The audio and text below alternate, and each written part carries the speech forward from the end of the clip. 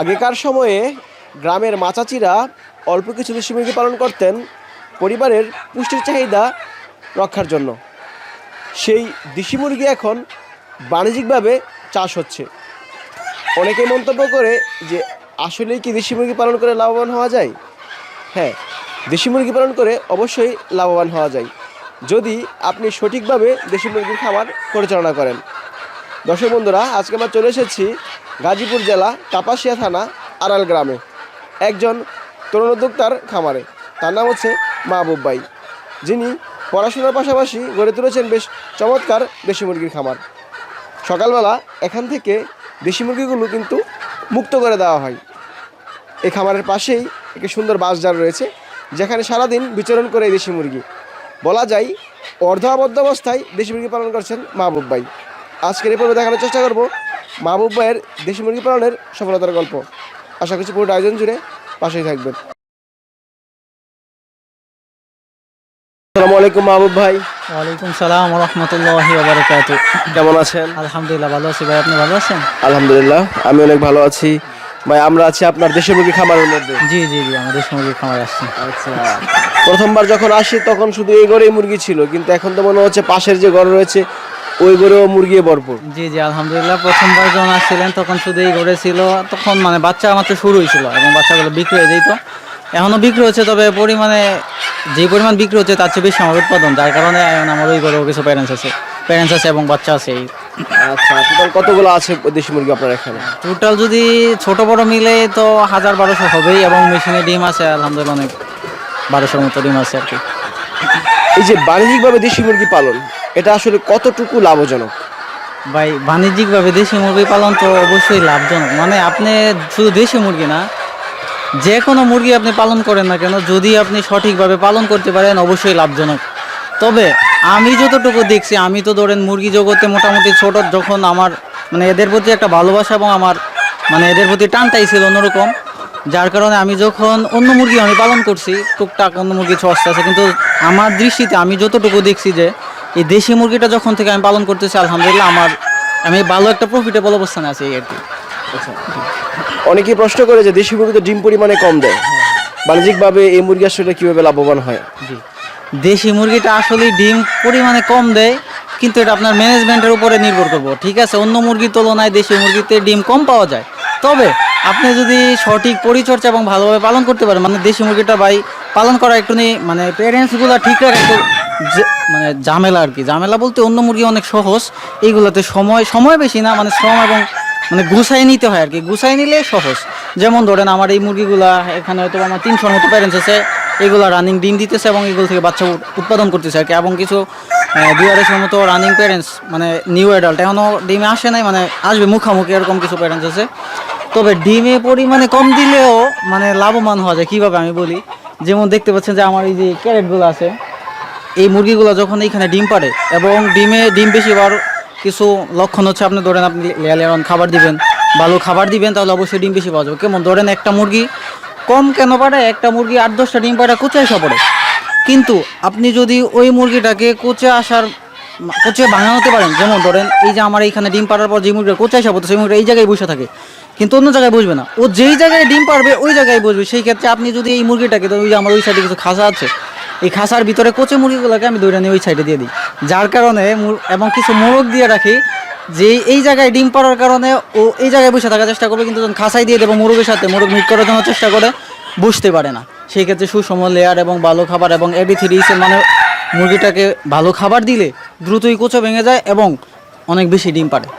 বেশি ডিম পাড়ার কারণ হচ্ছে ধরেন এখানে কোচে বসে থাকার সময় পাচ্ছে না, ওইখানে যাচ্ছে 8-10 দিন ভালো খাবার, মানে খাবার খাওয়ার পর 8-10 দিন কোচে ভেঙে যাচ্ছে এবং 8-10 দিন পরে আবার ডিম হচ্ছে। আর আমি যেহেতু মেশিন দিয়ে বাচ্চা উৎপাদন করতেছি, সেই ক্ষেত্রে গ্রামে যেইভাবে ছেড়ে মুরগিটা পালন করা হয়, আমাদের বাড়িতে যেইভাবে পালন করে ওইভাবে যেহেতু আমি পালন করতেছি না, সেই ক্ষেত্রে ডিম আমি 3 গুণ বেশি পাইতেছি। এখন বলতে পারেন যে ভাই কীভাবে? এখন হচ্ছে যে এই মুরগিগুলো তো ডিম পাড়তেছে, কোচা ভাঙাইতেছে, আবার ডিম পাড়তেছে, খাবার ভালো দিতেছি, ডিম পাড়তেছে, কিন্তু ওই মুরগিগুলা যেগুলো গ্রামে বা বাড়িতে পালন করা হয়, ওই মুরগিগুলা একবার ডিম 10টা-12টা ডিম পাড়ার পরে কোচে বসানোর পরে বাচ্চা ফুটায়, ওই বাচ্চা বড় করতে 3 মাস সময় লাগে কমপক্ষে। কিছু মুরগি আছে যে 2-2.5-3 মাস সময়ের মধ্যে বাচ্চা ছাড়ে না, সেই ক্ষেত্রে ওই যে 3 মাস এই 3 মাস সময় তো লস। মানে ওই বাচ্চা নিয়ে ঘোরাঘুরি করতেছে এবং ওই মুরগিটা যখন কোচে বসে শুকায় যায়, যার কারণে ডিম আসতে দেরি হয় এবং ওইটা কোচে ভাঙে আবার ডিম পাশতে পারতে 2 মাস। কিন্তু আমার কাছে তো তা হচ্ছে না, 10-15 দিন পরে আবার আমার কাছে ডিম পারতেছে। দেশি মুরগি আপনি তো ফার্মে আবদ্ধ অবস্থায় লালন পালন করছেন। আবদ্ধ না, আবদ্ধ বলতে আমার যে আপনার এরিয়া দেখছেন বিশাল এরিয়া, সেই ক্ষেত্রে বাউন্ডারি করা আছে। এখন আপনার আসবে দীক্ষা ছাড়া হয়তো বা মানে দেখা গেছে আমি বৃষ্টি না থাকলে আবদ্ধ থাকে না, ওই যে এখন ছেড়ে দিব এবং ছেড়ে দিয়ে বাইরে আমার কিছু পাইপ দেওয়া আছে যেগুলোতে আমি খাবার দিই এবং খাবারের পাত্র আছে।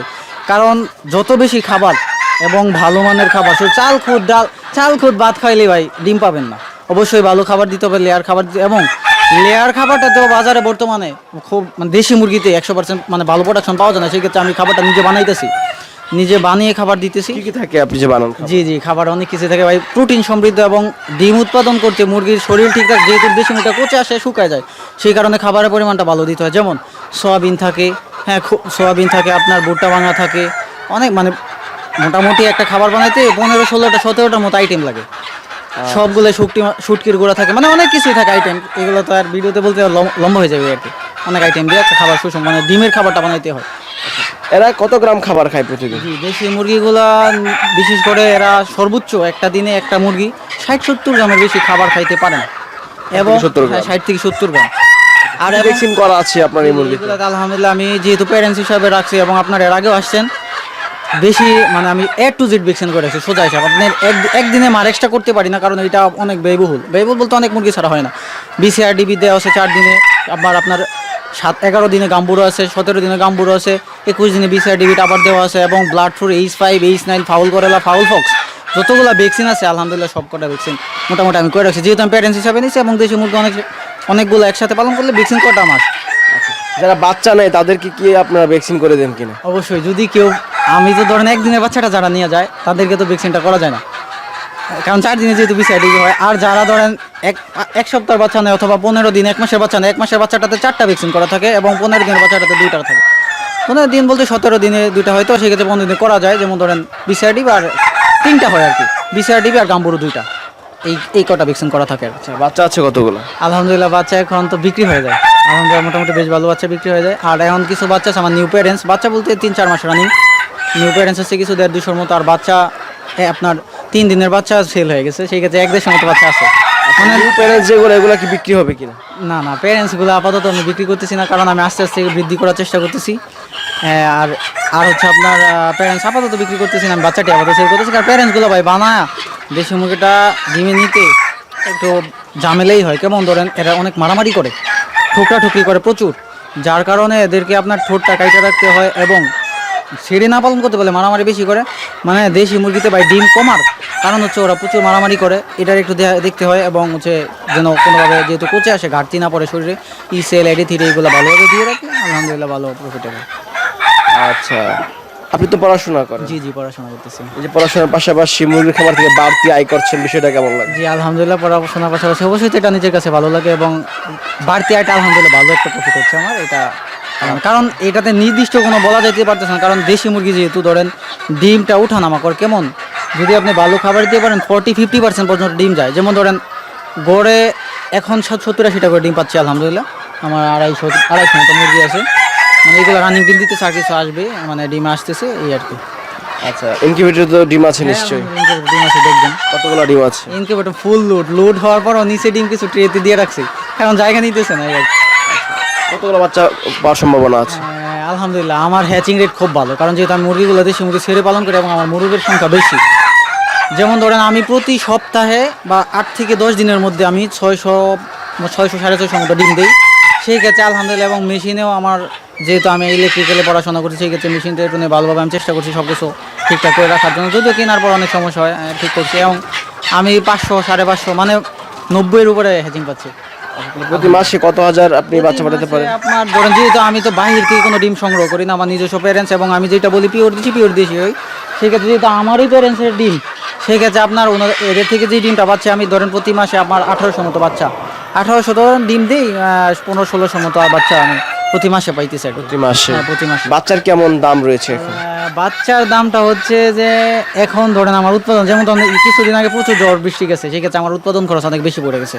সেক্ষেত্রে আমি এখন 45 টাকা রেট, মানে বাচ্চা রেটে একটু ওঠানামা করে, খুব বেশি না। দেশি মুরগি তো, অন্য মুরগির ক্ষেত্রে আরও দাম কম, কিন্তু দেশি মুরগির ক্ষেত্রে কমে দিলে ভাই, যেহেতু ডিমের পরিমাণ একটু কম, বাচ্চা যদি কমে দিই সেই ক্ষেত্রে প্রফিটটা প্রফিটটা কম হয়। মানে কম হয় না বললেই চলে, কম।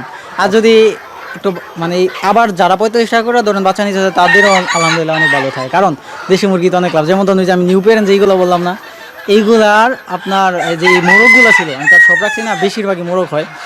আমি এই মোরগগুলা বাজারে সেল করছি আলহামদুলিল্লাহ। ধরেন যে আমি ঈদের আগে তো বাজারটা ভালো পাইছি, শুধু কেজি হিসাবে বললেন 500 550, আর যদি শহরের দিকে 800 850 পর্যন্ত ভাই কেজি উঠে গেছে দেশি মুরগির বাজার। আর দেশি মুরগির বাজার সর্বনিম্ন 400 500 টাকা নিচে কখনোই আসে না, যার কারণে প্রফিট বেশি হয়। ধরেন আমি যে মোরগগুলো সেল করছি আলহামদুলিল্লাহ ভালো, প্রায় অর্ধেক আমার থাইকে গেছিলো।